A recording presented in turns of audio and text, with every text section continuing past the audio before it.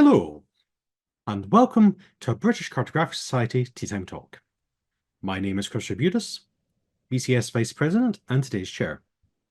Today we have Chris Brackley, where he'll be giving the talk, Putting Indigenous People on the Map in Canada.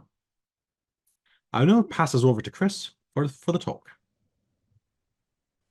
Well, thank you, Christopher, for the introduction, and I'd like to send a particular thanks to Jennifer Johnston from Inspirit Cartographics, who connected me with the British Cartographic Society in order to have this talk today. My name is Chris. I live in Anishinaabe, Haudenosaunee, and Wendake territory in what is now called Canada and the province of Ontario.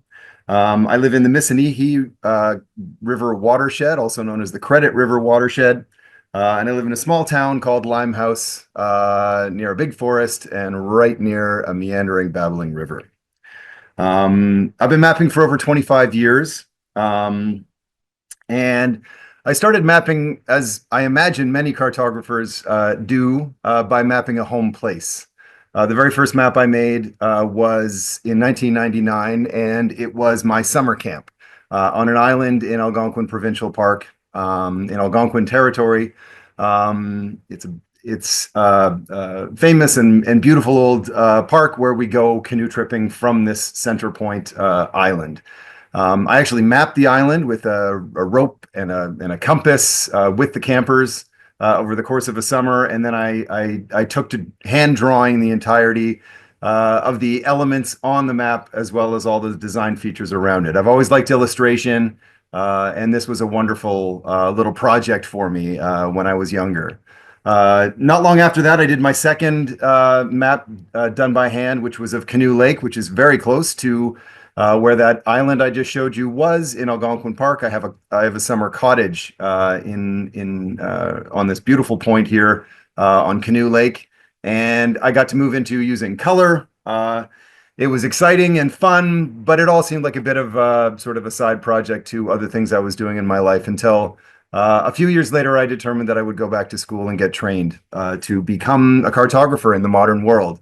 And I knew that cartography was a digital enterprise in the modern world, and imagined that I would learn how to make maps digitally and then go back and continue to do them by hand in a sort of artisanal way. Well, these are the only two maps I've ever made by hand. Unfortunately, the time and effort to draw things manually versus using nice vector data ready to roll has never proved a possibility for being able to do these, but I still have hopes that someday maybe I'll slow down and get out my pen and inks and get back to work that way.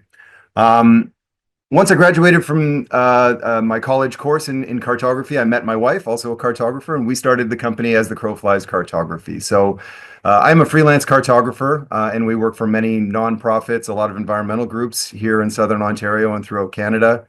But we've done books for magazines and books and you name it. But our number one client and the majority of the work that we do is for Canadian Geographic Magazine and Canadian Geographic Enterprises, which publish a magazine like National Geographic, but with a Canadian context, and also do a lot of special projects, many of which I'll show you here, because many of these projects have a mapping element, many a very significant mapping element, which is wonderful for me and offers me the opportunity to do a whole lot of mapping. And it really is through the work with Canadian Geographic that I've learned an awful lot about the Indigenous people of Canada and have slowly but significantly changed the cartographic approach that I take to map making quite universally for anything that I do in Canada, whether for Canadian Geographic or another client.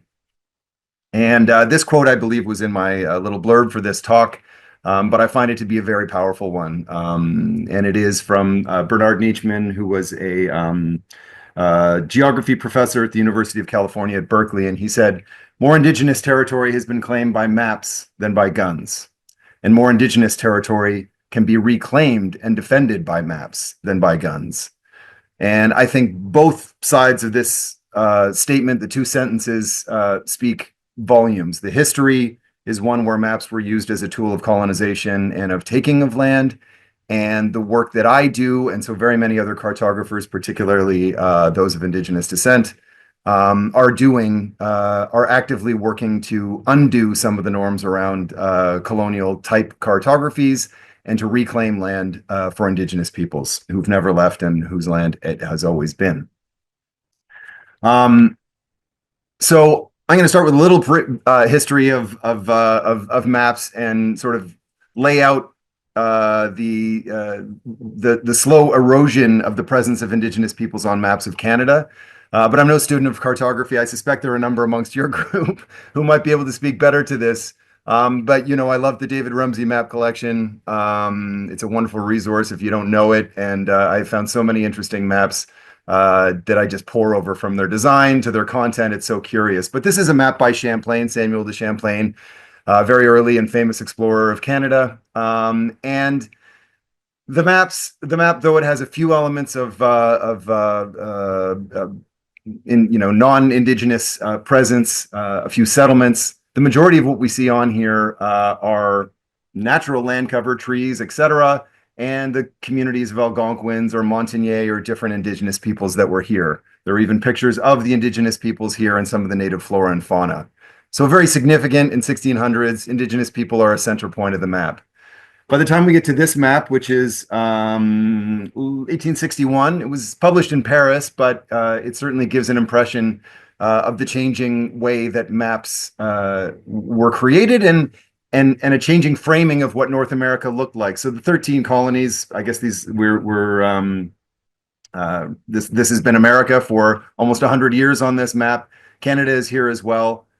But in the East, what we find are place names of cities and towns that have been established. We see rail networks, and we see the names of lakes and rivers that are, those that were put onto those lakes and rivers by the colonies and the later American people. There are no First Nations people represented in this dense area of the East. As we head to the West, and we look at the territories which weren't really yet populated and were slowly being populated, we see the Sioux and the Winnebagos and the other Indigenous peoples actually shown on here with arced text to represent that they're still there. So lands that haven't yet been settled continue, in some folks' mind, to be the Indigenous presence is significant. It hasn't yet been, effectively shifted off or changed or settled in ways that make them a non-important feature of a map like this. By the time we get to the 1900s, Indigenous peoples are entirely off of just about any map that you can find. This is an early 1900s map where we start to see the settling of the West. Ontario and Quebec have been established, the Maritime provinces. This is not quite the geography of the way the Western provinces are. These are earlier territories and things. But within this context, we see no First Nations mentioned anywhere on this map. And this is the sort of world that I was born into in the 20th century. Maps didn't include Indigenous peoples. Maps of Canada never showed Indigenous peoples at all, to the point where, embarrassingly, I am 53 now, born in 1972. I often wondered, particularly as I became more aware of the fact that there was a long and significant presence of Indigenous peoples in Canada, I kind of wondered where they had all gone. Imagining, in my experience, where I didn't see Indigenous people, and I grew up in the city of Toronto in an urban setting. I just wondered where they had all gone, not even realizing that there were well over 1 million in First Nations, Inuit, and Métis peoples in Canada, and that they were still very much here. And I would argue that maps were a big piece of the puzzle in terms of me thinking they no longer existed here. Now, I've had the privilege of making all kinds of maps that show different things, and slowly have reintroduced Indigenous people to the maps that I, as a Western person, am making. And I must be clear, of course, any of the map work that I do can only be from my perspective as a settler person of British descent. And I have thought about it a lot in the modern world, where we are generally asked not to speak for other people and not to pretend that we can know the minds of other cultures and people with other experiences. I fully agree with that perspective. But I find it centrally important that the land that we share with First Peoples here in Canada is a land that we share with First Peoples. And I'm going to talk about sort of sovereignty issues and the rights to land as I have come to understand them. But that's a reality that is true for me as a settler person. And so that I feel responsible to be sure to document in the maps that I make that this is a land where there are multiple interests in the land. And it is from my perspective as a Canadian, as a settler person, it's critically important that I communicate to my community, but also for myself to say, this is a reality that exists in parallel with my understanding of the province of Ontario and the cities and the roads and all the classic kind of elements we might put on a map. This is the Indigenous Peoples Atlas of Canada, which was produced in 2018. This is one of the giant floor maps. It's a big design file for a giant floor map.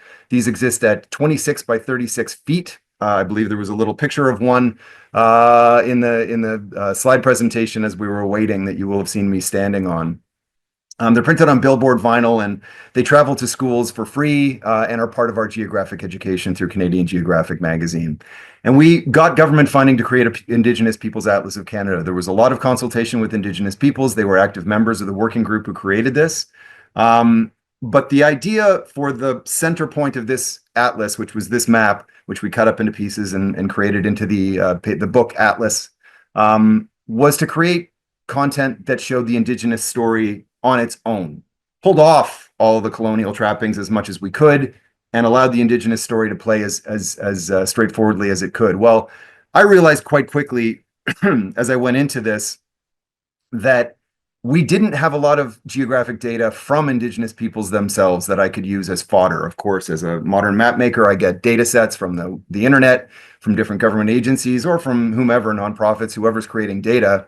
Some First Nations have some data that they share. Some Inuit peoples have some data that they're willing to share. But for the most part, it's not consistent. It's not been done across the entirety of the country, and it's difficult to get this information. So the reality was, despite the fact that this is a map that really pulls off non-Indigenous content as much as possible, we didn't show provincial boundaries. We didn't show all the cities, the rail lines, and all the modern kind of classic things that we see. The coloration represents language areas. So this is the green is Algonquian speaking, which is a high-level language group to which many different languages are members. And then we head out into different colors representing different language group areas. You can see the language names draped over here, and you can see the reserves in purple. These are the lands set aside. They are not even owned by First Nations people, but these little purple polygons throughout the country are the little pieces of land that were essentially held in trust by our Canadian government for Indigenous peoples, and where most First Nation communities are centered out of. And there are 634 First Nations in Canada. These are, it's a very tricky business to really define or understand nationhood in Canada, but critically important, and I'm going to get to a little bit more about that in a minute. But essentially, when treaties were signed, bands were created of natural groups of First Nations people, and names were given to these groups, and they became sort of enumerated and documented in government data. And I say all this to suggest that though this is a map that's intended to show Canada from an Indigenous perspective, it really is more of a Crown Indigenous relationship that we see here. So we see the treaty boundaries in red, we see these reserves and the First Nations bands. In the north, we see lands that were set aside for Inuit peoples. The pink areas are Inuit, a distinct Indigenous group in Canada, and the communities of Inuit people are shown here in pink as well. So this is a map, a big and ambitious map, which gave me a huge understanding about where First Peoples were. I will say, too, that this map included Métis people, Métis being a recognized Indigenous group in Canada, and they are the coming together of fur traders and Native people who created their own culture on the prairies, their own language, and they are recognized as their own distinct Indigenous nation. You can see them here. It's a little low res, but you can see that the infinity symbol is the symbol of the Métis people. And so these are communities that have a significant Métis population. The Métis don't have a lot of actual land that is theirs and theirs alone, with the exception of these settlements that are in blue here in Alberta, the only actual pieces of land that are specifically Métis land in Canada.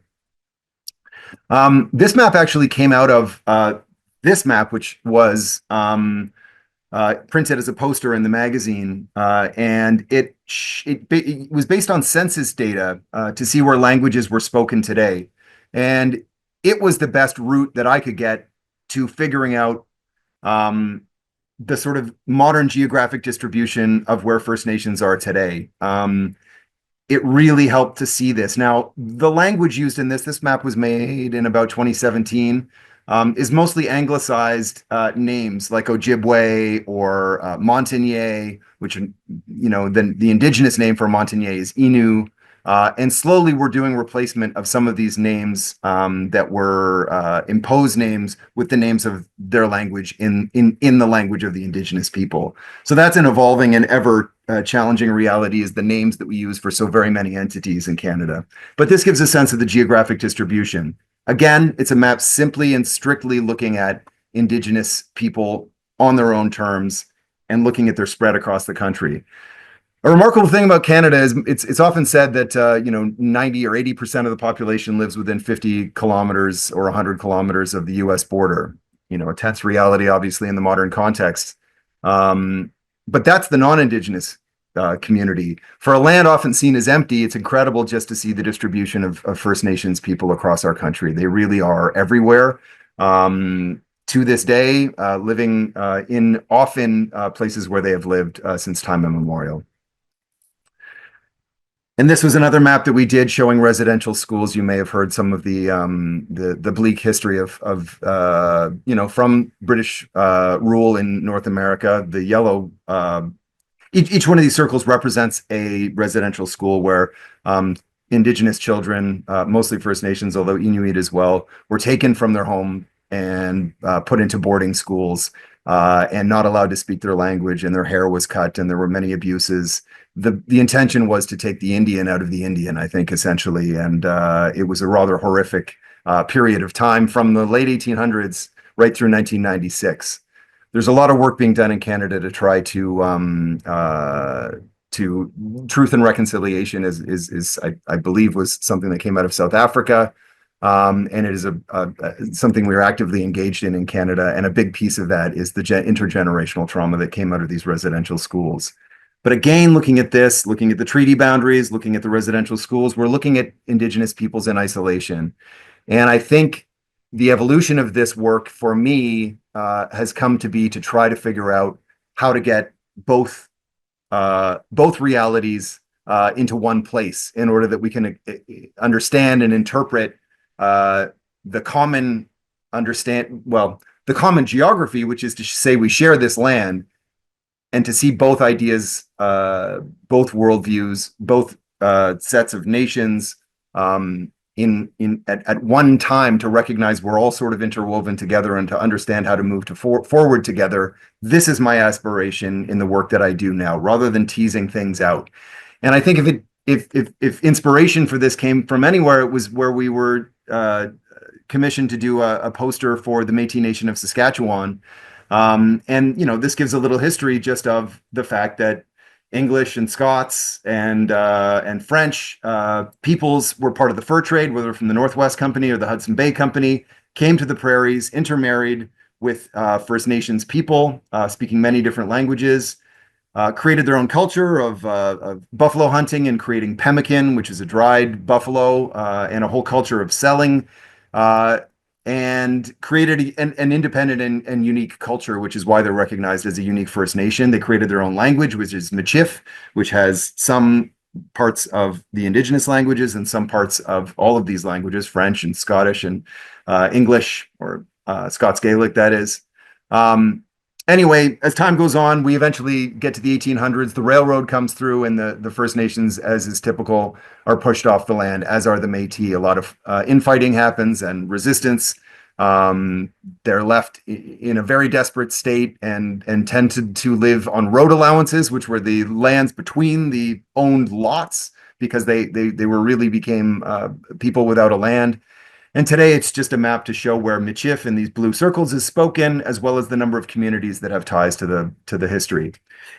But this really is a very obvious look at what the two cultures together look like. Métis peoples and Michif is specifically and literally that.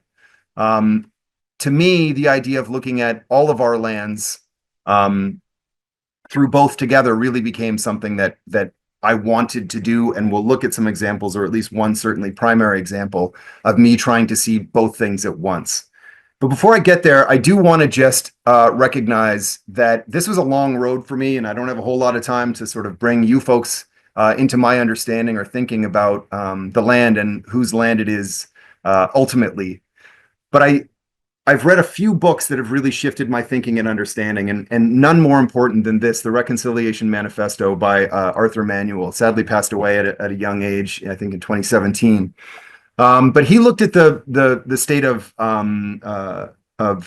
Indigenous peoples in Canada through the lens of international law, and that certainly spoke to me only because it's something that I can comprehend. I understand this sort of way of thinking, and by looking at this, looking at the sovereignty ultimately of Indigenous peoples versus the sovereignty of Canada through this lens, he is dead clear and has convinced me that Aboriginal right and title, sovereignty is undeniable. There is first peoples have been here since time immemorial. That gives them an implicit connection, right to land. On the other side, the British claim and later Canadian claim to land is rooted in legal things like terra nullius and the doctrine of discovery. These two things you may very well have heard of, being the colonial power from which this stemmed. But things like, doctrine of discovery being that because we discovered it, it is ours and we can plant our flag and claim it. Of course, it had already been discovered, so this doesn't really hold any logical sense to me anyway. Or terra nullius, where the land was empty and there was nobody there. This, of course, is preposterous and not true. And so, therefore, and because through all the sort of looking through treaties and agreements and negotiations, there never is a moment that Arthur Manuel can find, and I'm convinced with him, where the sovereignty was relinquished, where claim to the land was actually given up by First Nations in Canada anyway. And so a quote from him here is that our leadership must continually assert that Aboriginal title is the underlying title in our territory, and that all other property rights are layers of property rights that rest on underlying Aboriginal title. This bottomness, this rootness of Aboriginal title, as he frames it, and not all First Peoples are looking at this sort of Western idea of title and property rights.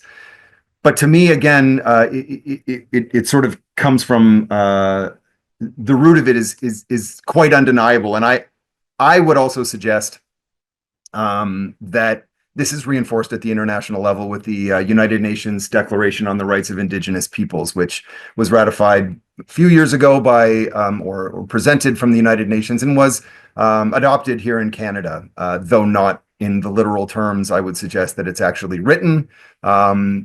In word, anyway, we've adopted this. And one of the rights of Indigenous peoples that are baked into this collective international understanding is that Indigenous peoples have the right to their lands, territories, and resources, which they have traditionally owned, occupied, or otherwise used or acquired.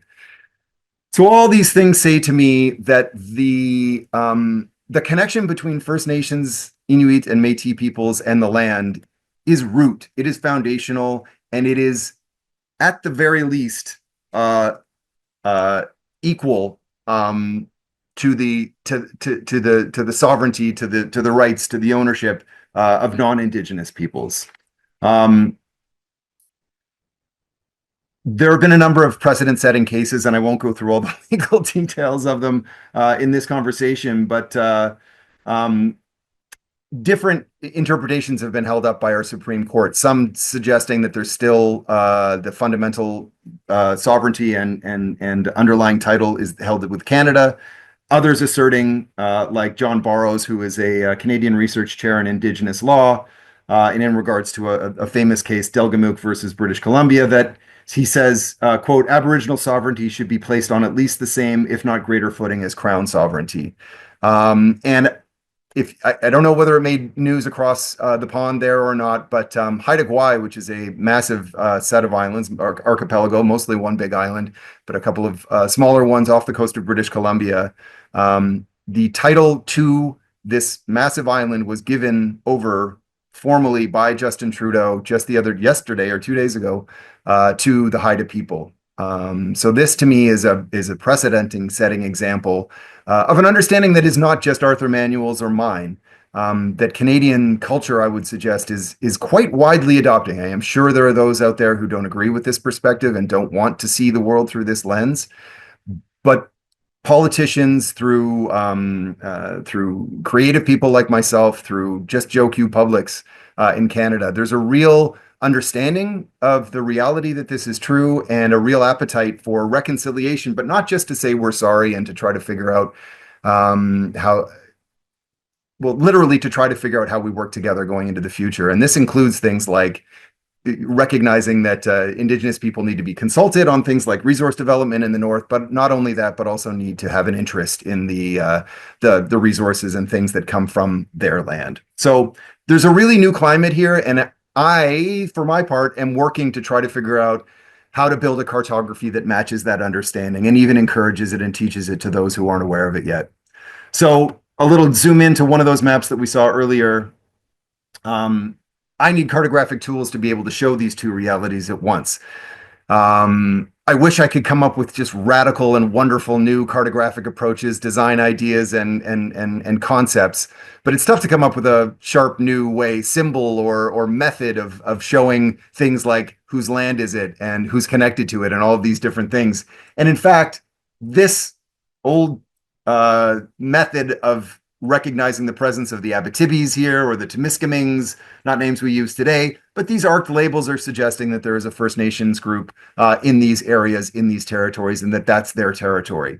The good thing about that is that it's broad, cartographically and graphically and communication-wise. I love a few things about it. One, yes, that it's broad, it covers a wide territory, it infers that there's a large territory there, but it doesn't define it with a hard border, and hard boundaries are not something that Indigenous people, First Nations in particular, typically are looking to share or define. And some First Nations have defined their territory in explicit ways, often following watershed boundaries.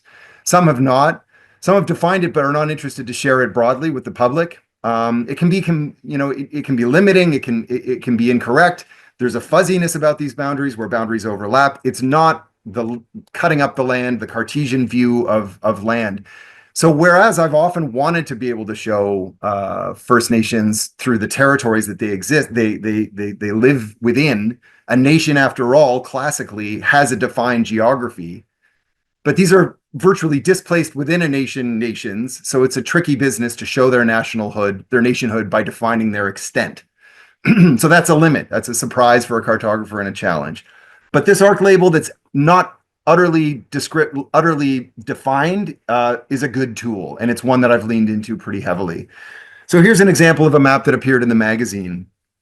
And this is a map about, hopefully the cartographic hierarchy is clear, and these red things pop off the map, and we see that there's a cider company and a distillery and a eatery sort of highlighted here. So this was a map with a travel feature that was talking about places you can eat along the Sunshine Coast, I believe they call it. Well, there it is, Sunshine Coast, labeled right there for me.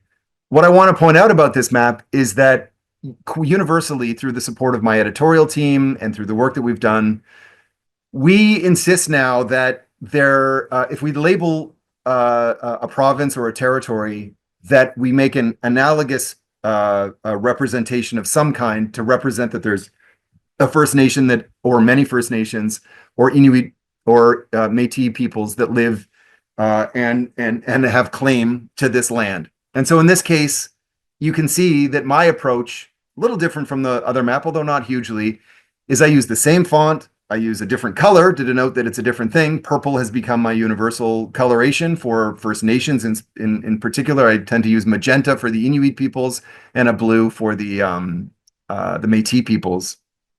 But This is a map that may not even have, I'm trying to remember, but I don't even know that there was a reference specifically to the First Nations within the article.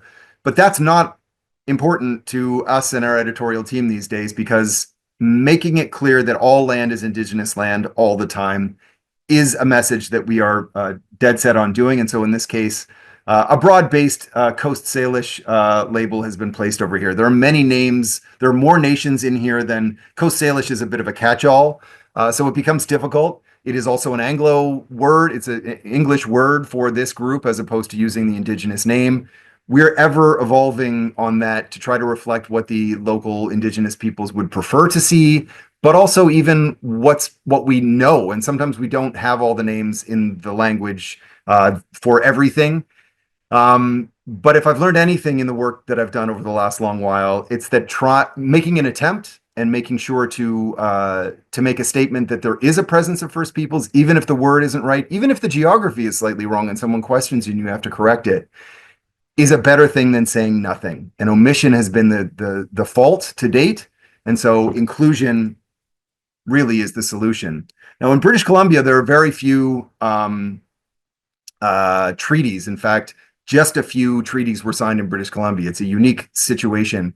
But through the prairies, treaty lands, many First Nations people identify as treaty people. If you hear of someone from Manitoba or Saskatchewan, they will often say, I'm from Treaty 3 territory.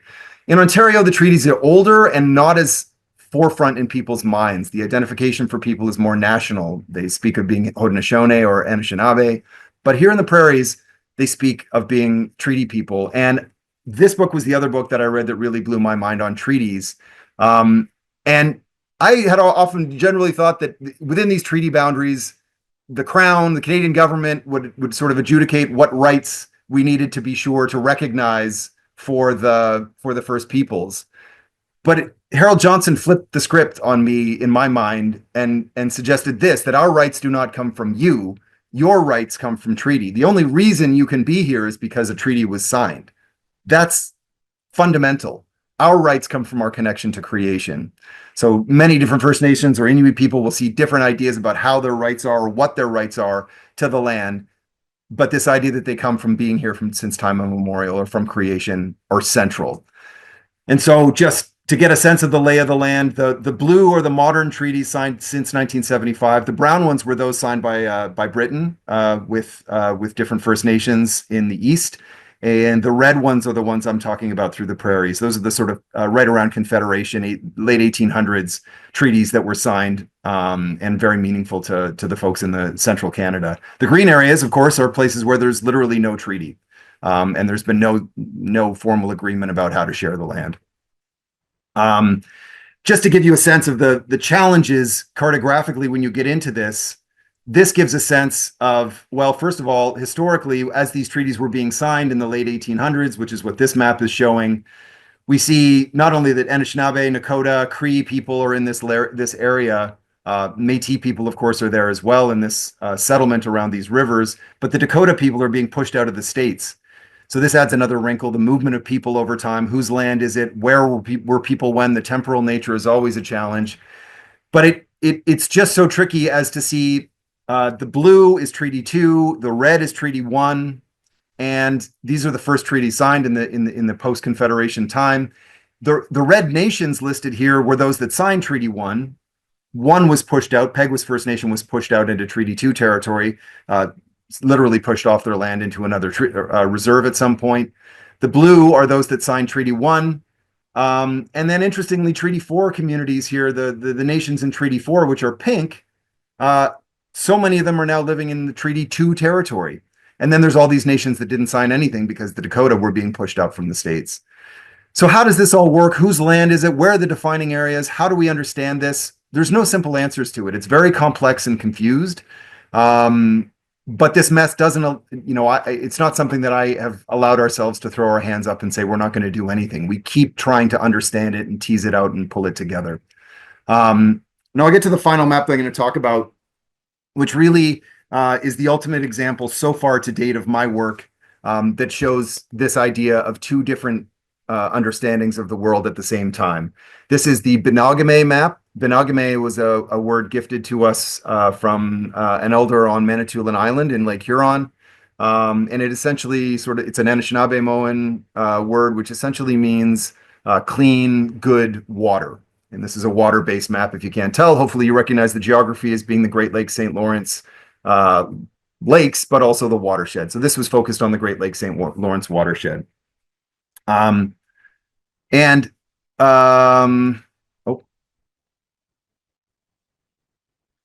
so this is the map itself. And again, this is one of these giant floor maps, 26 by 36 feet. And really, it makes use of this term that has come into some awareness in Canada called Ituapmunk, which is a Mi'kmaq word. Mi'kmaq are people in the Maritimes in New Brunswick, Nova Scotia, and Prince Edward Island. And roughly translated, it means two-eyed seeing. And the fellow who coined this term, Elder Robert D. Marshall, describes it as referring to learning to see from one eye with the strengths of Indigenous knowledge and ways of knowing, and from the other eye with the strengths of Western knowledges and ways of knowing, and learning to use both of these eyes together for the benefit of all. In this project, with many people engaged, real commitment, we have staff who are Mohawk and Algonquin on the staff that are working on this project. And we've consulted very widely with the communities both in the United States and in Canada that exist in the Great Lakes St. Lawrence watershed on this Benogame space. So two-eyed seeing is one way of looking at it, but I was recently invited to participate in a research on counter mapping, which was, honestly something I'd never heard of. And counter mapping is sort of like the one half. It's like the earlier maps I was showing, which is showing alternative understandings from an Indigenous standpoint generally. But for me, it's the both together that really creates a magical opportunity for understanding. And I found an article as well by a fellow named Matthew Spark, who's at the Department of Geography at University of Washington, wrote in 1999. And he described contrapuntal cartography, which I thought sounded rather erudite and interesting. And when I queried my son, who's studying to be a composer, he quickly knew that contrapuntal described things like Baroque music, Bach's music, where you have two melodies that exist and play at the same time and complement each other, but two very independent melodies that exist at the same time. And he describes it as a cartography that reworks the formal musical meaning of the term, suggesting that a contrapuntal interpretation involves a strategic revoicing of the subdominant to make it equal to the dominant, and thus to orchestrate a balance that can potentially edify and educate an audience about the power relations of culture, aiding in a national struggle to reclaim, rename, and re-inhabit the land. So this is a rather high bar to hit, but I'm just going to walk through a couple of examples of how I think we approach that on this map. This map is focused on water. I hope you see that right away. All of my maps, even though they're huge and full of content, I like to think you get what it's about as soon as you see it, and then you can get into it and pore over it for a long time. I love flow lines, and you can see that this highlights the actual flow of watersheds. Not only do we see the flow of the watershed through the central, this is, by the way, the watershed that flows from my summer camp. The island that I showed you originally is right here. It's this little guy right there at the very top from Source Lake, because it's almost the source of the Madawaska River that comes down here, and it flows down. And so this is, a Western representation, one of my favorite Western representations of water and its movement. And we see the actual bounded area of the watershed. So that's, my cartography laid into this. I love land cover in Canada. It's very important to me to see where we see forest, different types of forest, urban spaces, all of these realities. And of course, we have lots of, we included just about every town or village that exists in this area. So that, folks can connect themselves and see themselves as part of a watershed. This really is trying to connect people to water as much as to each other.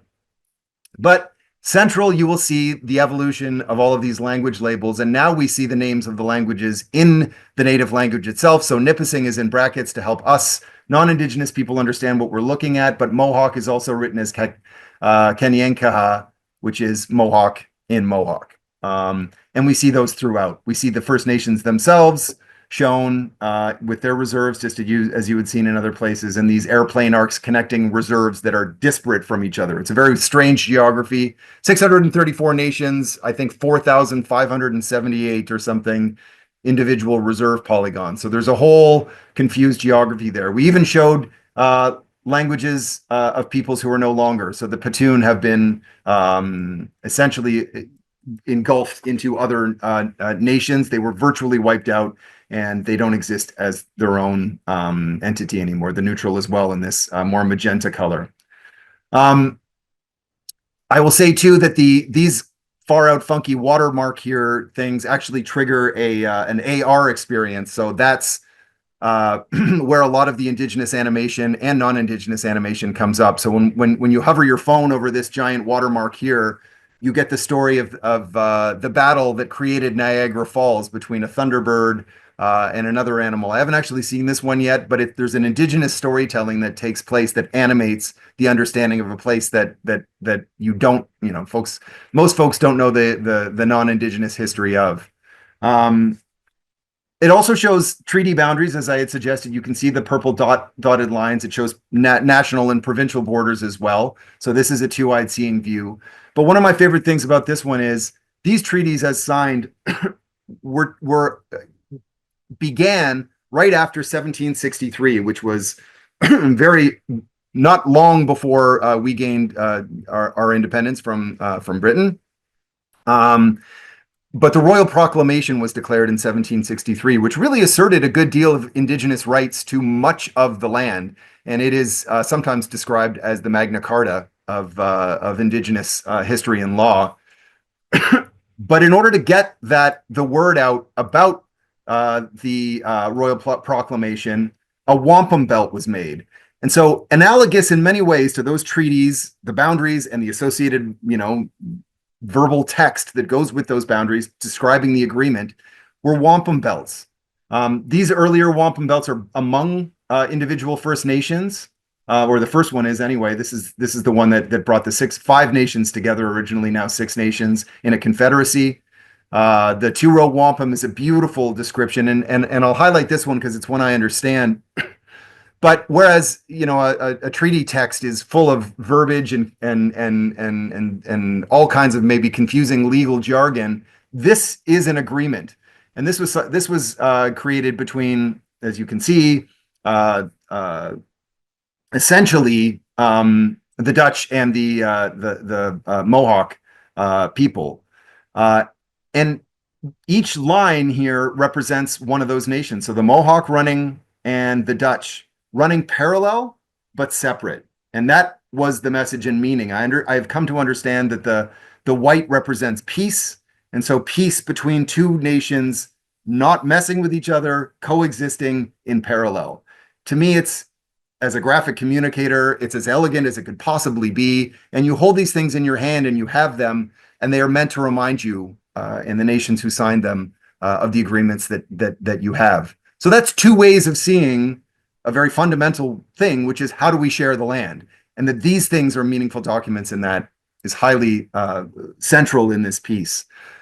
The last thought isn't actually cartographically on the map that I'm going to share, but it's simply this, that there's a woman named Josephine Mandamin, who also is from Waquemacong First Nation, which is here on Manitoulin Island, the largest freshwater island on the planet, as I've come to understand. And she started a movement in the mid-2000s, the Water Walkers. And Water Walkers are generally Indigenous women who have walked almost virtually around I think maybe literally around the entirety of all of the Great Lakes to raise awareness about the poor state of the Great Lakes themselves and water in general. And she is an inspiration to so many. I know there are educational activities focused on her work that are associated with this. Again, this comes with a tickle trunk of activities when it comes to a school, and you get them out, and it animates this map with stories of Indigenous and non-Indigenous connections and understandings of water. But her understanding is described in this quote from her. It says, "We've known for a long time that water is alive. Water can hear you. Water can sense what you are saying and what you are feeling. Give it respect and it can come alive. Like anything, like a person who is sick, if you give them love, take care of them, they'll come alive.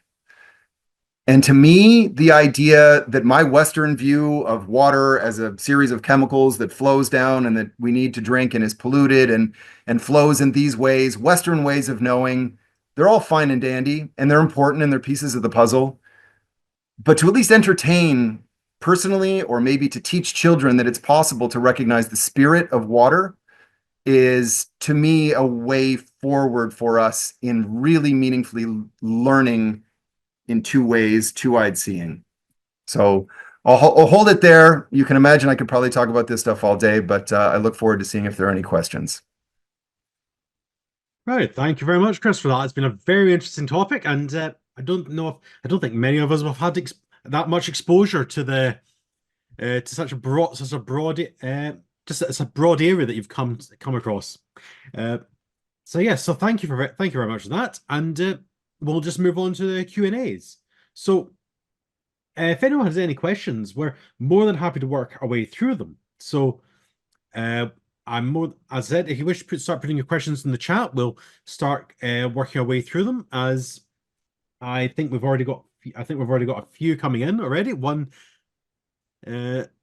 First one here. It's is there a website where we can view these fabulous maps?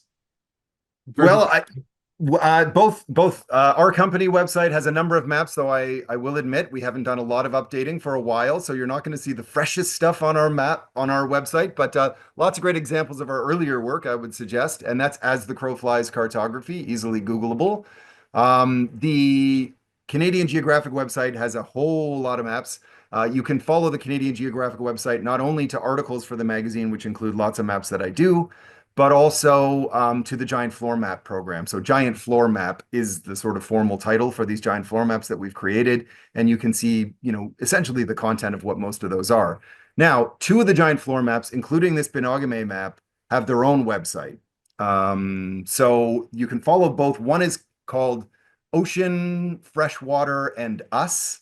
It's a look at oceans and ocean protection in Canada, and it has a full website with an interactive map. And Binagame, Biinaagami, Binagame has a website, and it has an interactive version of this map, which allows you to turn layers on and off, actually see which watershed is which. I'm so jazzed about watersheds and people understanding watersheds that it's a really neat resource. So that's one where you can see the Binagame map.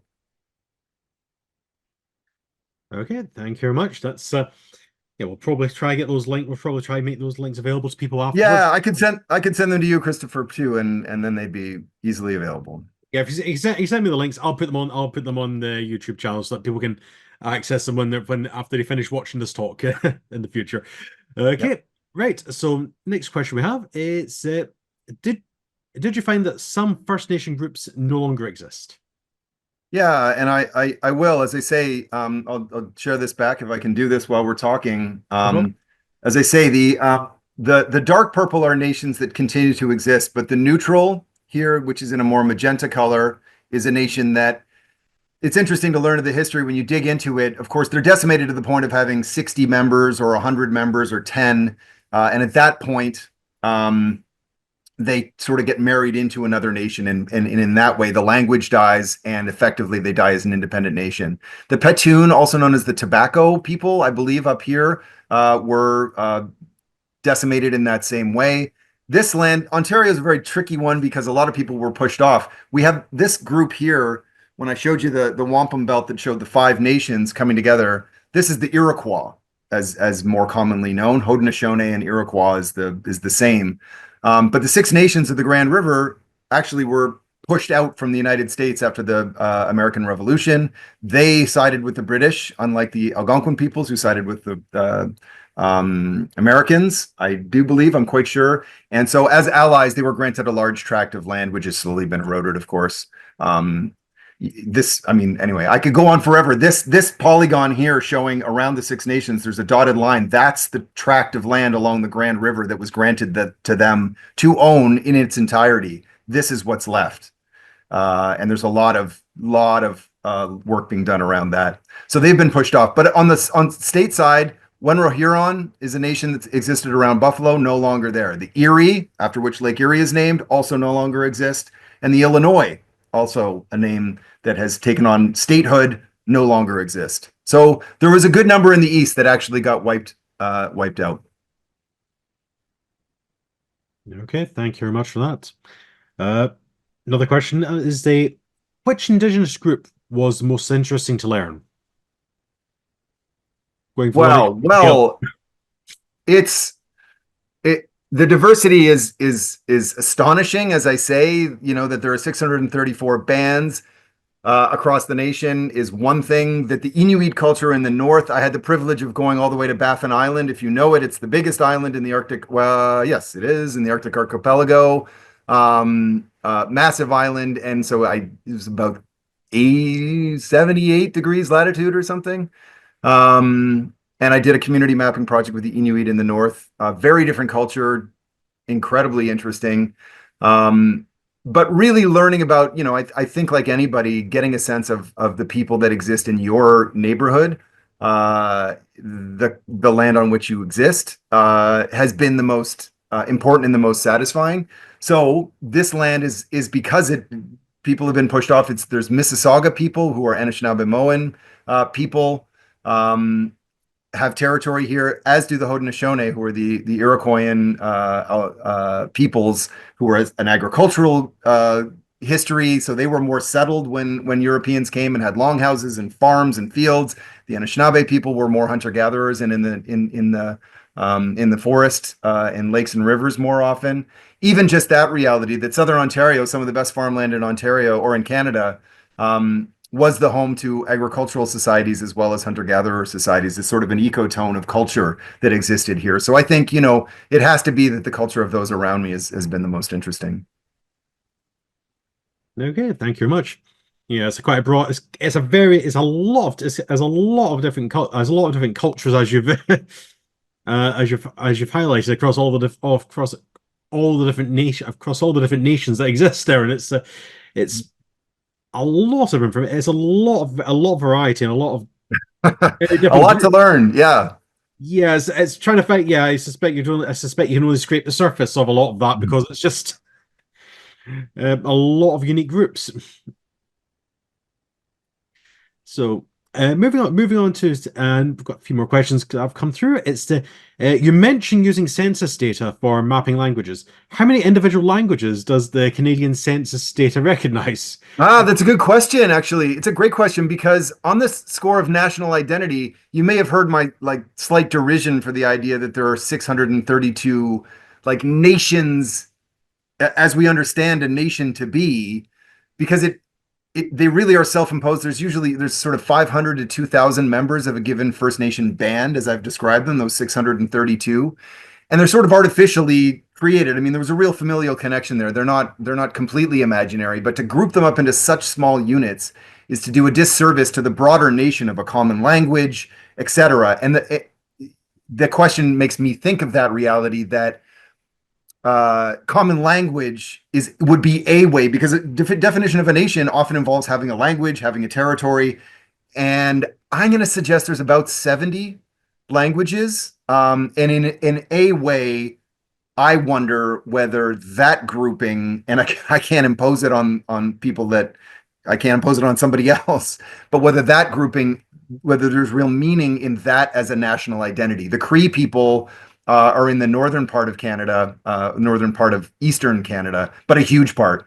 All of Quebec, all of northern Quebec, all of northern Ontario are Cree people, and there are many different bands within that. But that it's a common culture or arguably one nation is possible, and language is what holds it all together. It's been a real instruction to me to understand.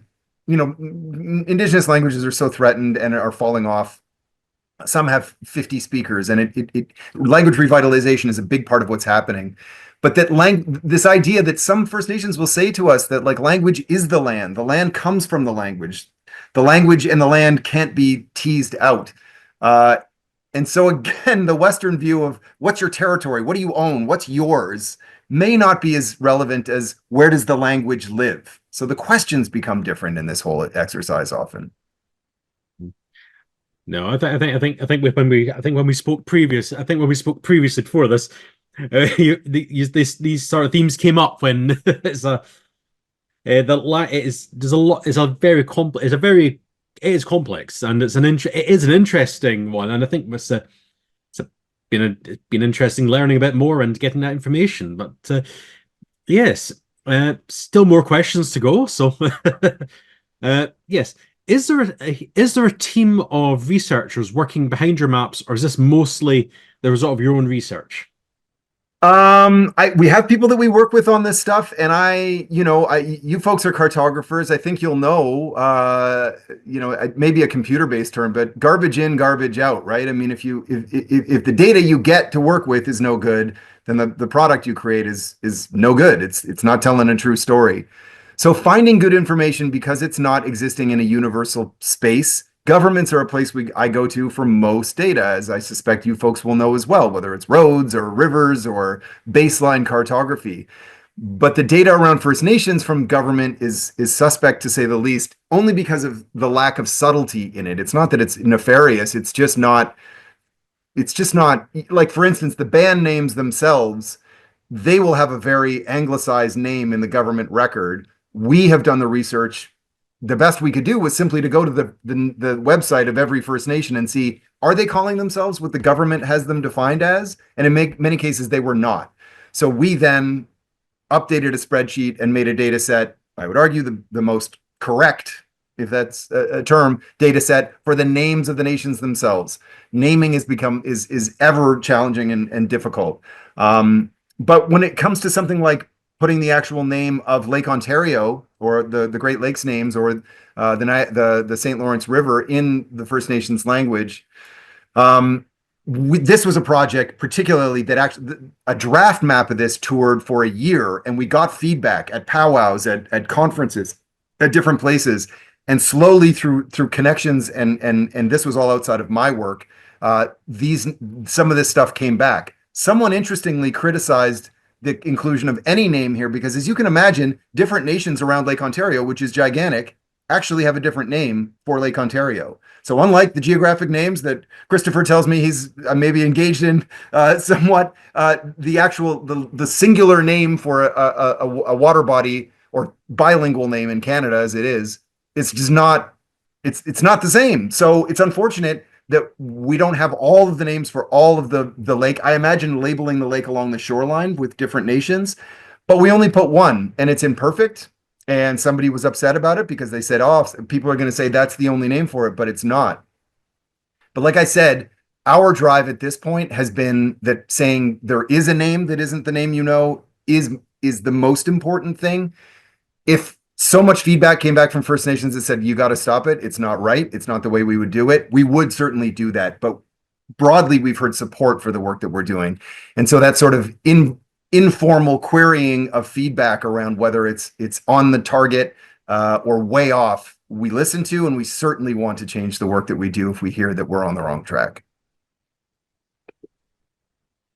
Okay, no, thank you very much. That's yes, I've said it's been a fascinating talk, and I think it's provided a lot of food for thought. It's just exploring in a lot more detail something that we maybe will be aware. I think a lot of us are will be generally aware of of the environment and and some challenges, but I think you've gone into that level beyond, and actually gone to given a lot more. They've given us a lot more, much finer detail on the challenges and the background that exists, principally, and just trying to map all these map all the Indigenous people in an area that's complex, not just from the people themselves living there, but actually the history that's been associated as other people have as settlers have come in from over history. So that's it's been genuinely very fascinating. And well, it stems from folks over where you guys are. It is the root of the history here, and to be able to share that with a nation for whom working with Indigenous peoples is not the same. Obviously, you understand the fact that the different subgroups and folks, there's some understanding of, well, endless understanding about land and the value of it and whose land is it anyway and all of these things, but not in the same way as people were already there and then a whole new group came. And so because it's so central to our reality in Canada right now, I'm so pleased to be able to share that this experience is a rich one. I'm proud to share that from a Canadian perspective and my understanding, we're all there's a majority of people working towards meaningful reconciliation, and I hope the work continues. No, no, thank you very much. I just spotted one last question. I will just answer that while before I close the talk. It's the question is, how many reserves are shown on Canadian topo maps? Do you rely on them for your locations? It's a good question. You're right. Topo sheets do show reserves because of the sort of ownership side of it, and again, reserves are not owned, so it's even more paternal than it should be. It's a crazy reality, but they are shown because they are a significant, national feature and important to anyone who were, say, hiking through it. So yes, all the reserve boundaries are shown. But the data comes as a GIS data set that I'm able to use seamlessly, a shapefile. So that's a root data set that's easy to work with. I will say, as the last thing, clearly, Christopher, you get it. I could go on forever. I actually have manually redrawn all of the treaty boundaries here based on looking at the treaty texts. Despite the fact that one of these treaties says it starts at a giant oak tree, which is a rather difficult entity to find in the modern context. I've done my best to use historical maps and to draw these because there's one place where I find myself somewhat offended by the Canadian government, who hasn't done a good job of making resolute boundaries for these treaties. And I don't know the reason why they haven't invested in doing that, but that was one data set that I manually have to fix and improve because there wasn't a particularly good data set showing that. Okay, no, thank you very much. And no, as you said before when we were talking before the talk, this is a topic you could probably run on for a long time, and we can see it's a area that you're very passionate on, and the amount of effort you've put in is very impressive as well. So and I have to say thank you for sharing this with us, and I hope everyone's got something out of this. It's been one of these interesting topics which we don't have much exposure to, and this sort of thing is always useful to hear the complexities of looking at topics beyond what we're some easily defined area that we usually encounter. So I want to say thank you very much again to Chris for the talk. Very interesting, very educational, and it's been a real pleasure hearing it all. I want to thank everyone for joining us for the talk, and I hope that everyone will join us next time for our next Tea Time talk with Catherine Najor on promoting environmental education and education on sustainable development in Kenya. But for today, I want to say thank you and goodbye.